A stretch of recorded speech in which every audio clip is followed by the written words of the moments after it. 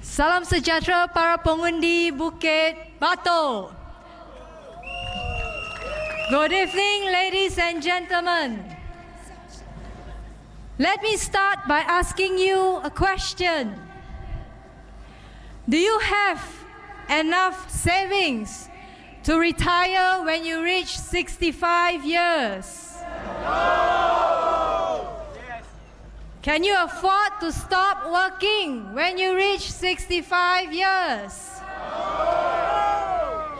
Have you noticed that the cost of everything have gone up in the past few years?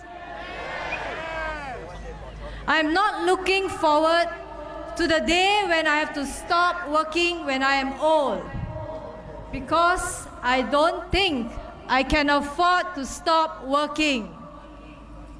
真歹命，爱做工做到死，无工做啊。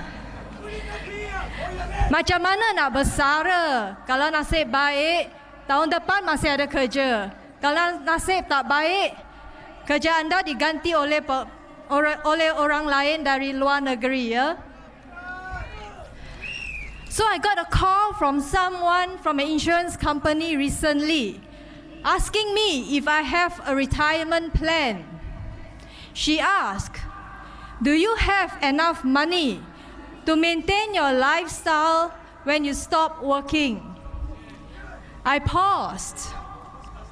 My CPF payout will certainly be inadequate to pay for my basic expenses like food and transport.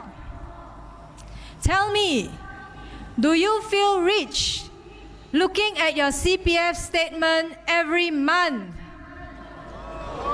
I certainly don't. I see the balance in my MediSave and my retirement account, and I know that that money is not touchable. So what will we do when we are old and yet do not have enough money to support ourselves and pay for our basic expenses? What can we do when our children themselves are struggling to pay the bills for their families? Can we count on the government to assist us when we need help? A few weeks ago, my elderly neighbor who lives at my block asked me if I could help her get placement in an old folks' home. You see, she lives alone as her husband has passed away many years ago. She was finding it difficult to walk and had lunch delivered to her flat by a voluntary welfare organization. But she was afraid. She was afraid that one day she may fall in her flat and nobody will know. She was afraid that by the time somebody knows, she will be dead. She didn't want to be all alone, but she did not have a choice. Her children have their own families to take care of. There was a time when I was waiting at a pharmacy and I saw an elderly woman at a counter listening to the pharmacist explain to her about the many different medications that she had to take for her medical condition. When the explanations ended, she was told that the medications will last her for 3 months and that it will cost her about $150. For most of us, $150 of medication for 3 months is probably no big deal. But for this lady, it was different. She hesitated, and then she took out her purse and counted whatever little money she had in her purse. And quietly, she told the pharmacist that all she could afford was $30 of medication. And she needed some money to go home. The pharmacist then packed the medicines worth up to $30 and returned the rest. She told the old auntie that she can come back and purchase the medicines when she ran out. I do not blame the pharmacist. She was just doing her job. But there must be something wrong with our system when people who need health care do not get it when they really need it.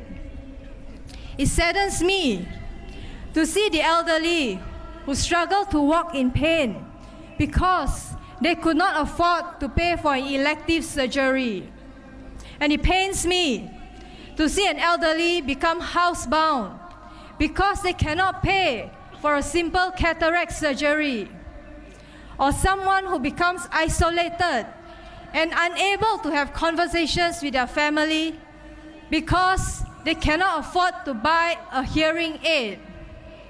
Hearing aid subsidies come with criteria, and many of our elderly do not meet that criteria. In every single one of these old people that I see my grandparents, I see my aunties, my uncles, my parents, maybe even myself. If we can make treatment more affordable, our elderly can continue to live in their own homes fairly independently. Why do we have to wait until the elderly become bedbound and become a huge burden to their family members, and then we ship them off to a nursing home? The cost of nursing home beds are not cheap either. How many more nursing home beds do we need for our aging population? We have received feedback from many of you during our walkabouts and through our emails that there are issues that are troubling to you. Issues such as increasing costs of food at hawker centers and food courts, loss of jobs to foreign workers, the high cost of HDB flats, rising transport costs, yet buses and trains remain jam-packed and trains break down frequently. And we receive many other more feedback. The SDP has been working tirelessly since the last general election to formulate alternative policies to improve the well-being of Singaporeans. I believe that the government does not have monopoly of ideas. There is no perfect solution to all the problems that we are facing. But the government has a responsibility to craft policies that serve the well-being of Singaporeans. When we look at Singaporeans from all walks of life as human beings with hopes and aspirations, then perhaps we can have policies that are more humane. When we look at Singaporeans as people who want something better for the future generations, a happier, less stressful life, then perhaps we can have policies that will uplift our people and not dumb them down as economic digits. I have a stake in this country too. I want this place I call home to be around for a long time. We ask that you give us the opportunity to be a voice in Parliament so that we can speak up on issues that are important to you. During our walkabouts, many individuals express that they do not believe that their vote is secret. The current government has created much fear in us. It is highly unfortunate that in this year 2015, there persists an overall climate of fear. How can it be? Today, people still fear that voting for the opposition will compromise their career, their application for HDB flats, or their children's scholarship. And our PAP-led government makes no attempt to allay those fears. Let me clarify this misconception. Whether you vote for the PAP or the SDP or any other opposition party, no one besides you will know.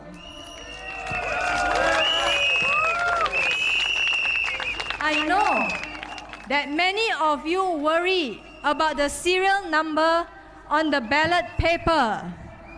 Worse still, you have all just recently received what looked something like a ballot paper with your name and address on it from the PAP.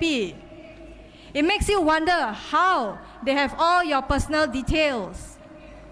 Now, the number on your ballot paper is not there for the purpose of identifying who voted for whom. It is there to prevent fraud. So, ladies and gentlemen, I urge you, do not be afraid.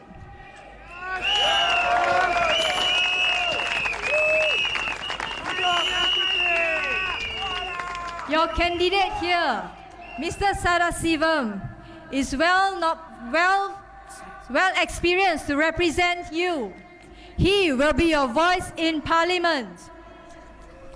If you want change to happen, you have to be that change maker.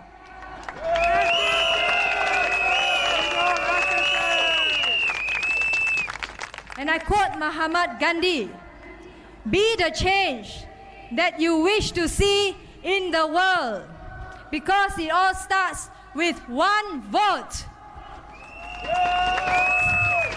Stand up for what you believe in, for you have the power to make a difference with your vote.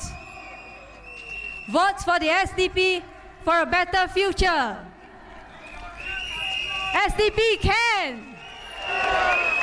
Good night and thank you, ladies and gentlemen.